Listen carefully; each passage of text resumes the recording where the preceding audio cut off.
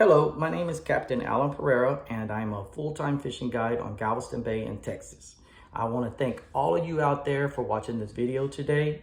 I hope you enjoy it. I'm going to give you a lot of information about the random drug screening program that we as fishing guides and we as charter services have to be enrolled in. Number one and foremost, you have to be enrolled in a DOT U.S. Coast Guard certified random drug screening program. There are many of them out there. You can find them on the internet, but I'm actually going to leave you a link to the one that I use, and I'll tell you why I chose them. After 22 years of being a guide and being boarded probably 5 to 10 times per year, I was never once asked to show proof of being enrolled in such a program. In 2023, early March, I was boarded by the Coast Guard and they asked me to show proof. I was actually boarded another 4 times, and out of those 4 times, I was actually asked 3 times to show proof of being enrolled in such a program. I was also asked by the Coast Guard. He asked me, "Hey, Captain Allen, how long have you been a fishing guide?" And I told him, 22 years. He says, "Well, you must know a lot of fishing guides. You must know a lot of, the services. Can you please spread the word? Because we are not going to be able to give warnings. We're going to have to give citations, and there's very serious consequences. The fines are expensive. The consequences are very serious." So I said, "Sure, yeah, I'll spread the word." He also told me that from that time forward, which was in March of 2023, this is going to be part of a boarding, part of an inspection. It's going to be part of it. I do not know why this has not been enforced over the years, especially down here on the Gulf Coast, but it is something going forward that will be enforced. After being stopped in March, I did spread the word. I did tell some other guides. I did receive a lot of texts and a lot of questions and even some phone calls from some concerned fishing guides. And I will try to answer those questions. There was really 3 of them that I can remember that were very, very important. I decided to do the research. I went to the United States Coast Guard website. I talked to a couple of different Coast Guards. I actually even talked to some of the different programs and the people in charge and tried to find out as much as I could about the rules and regulations of this law. The first thing that I found out, of course, I've already said this, you have to be in a DOT, U.S. Coast Guard, random drug screening program, okay? You have to pass the initial test to be enrolled, and you randomly get selected throughout the year. That's the first thing I found out. Then one of the questions that I got from some of the guides is, "Hey, we are sole proprietors. We run our business. We have our charter services. We are independently owned businesses. Why do we have to drug test ourselves?" Well, what I was told is that we hold a federal license. So our credentials is a federal license, and that we have to abide by those rules and those regulations. So that was the answer to that. So even though we're entrepreneurs, even though we run our own service, we do have to still be enrolled in a program. The second question that I was asked a lot was, what if I'm already enrolled in one where I work? So there are some part-time guides out there that are enrolled in one at their job or, their place of employment. And I found out that, unfortunately, that will not be sufficient. You have to be enrolled in a separate one. What I was told was the 2 do not share information, and it's a privacy act, so you will have to be enrolled in a separate program if you're still enrolled in one at your job. The third thing that was a big question was marijuana use, because it is legal in some states. Again, this is not a state law, this is a federal law. So marijuana is one of the drugs that you are tested for. So you have to be real careful about that, even if you use it for health purposes.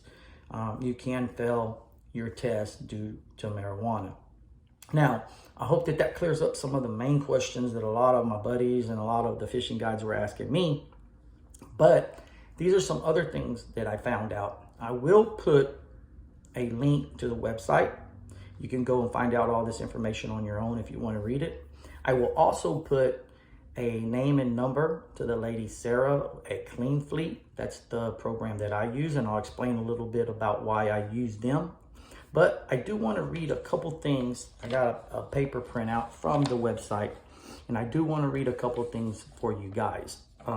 Number one, the drug testing under the United States Coast Guard, the way I kind of identify it is you can always just do a search for, random drug testing requirements.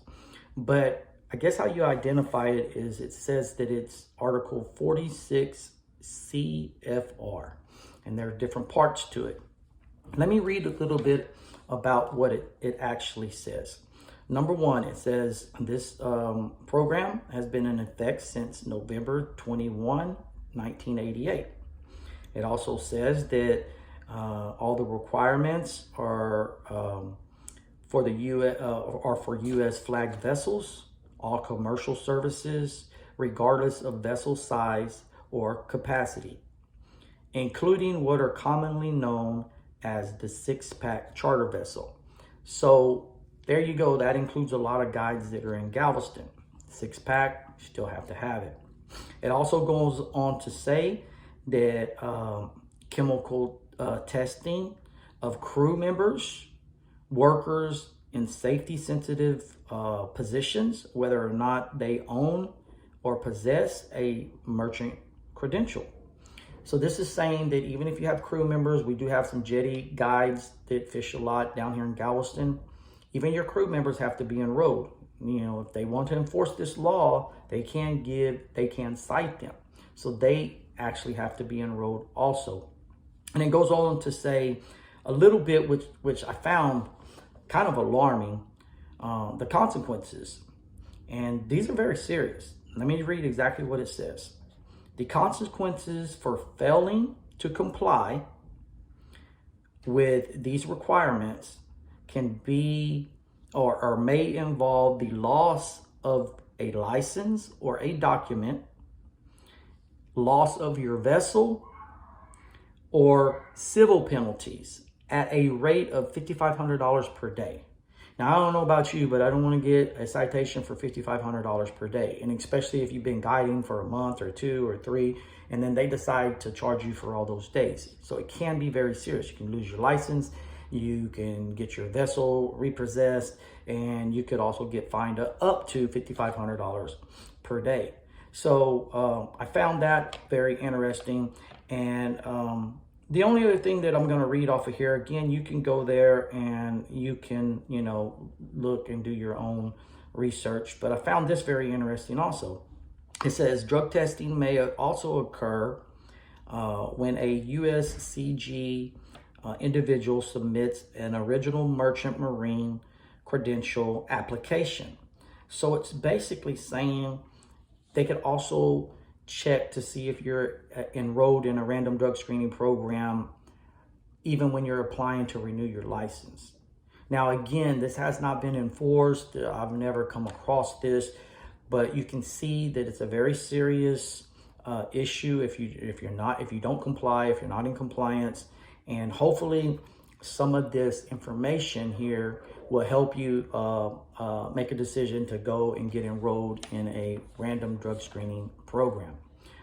Again, I'm going to put some links on here. You've probably seen some links pop up and some information pop up throughout the video, but I'm going to tell you a little bit about the actual program that I got involved with. I'm going to put Sarah's number up. If you call her and you say, hey, Captain Allen gave me your number, she'll answer all your questions for you. It's an easy process.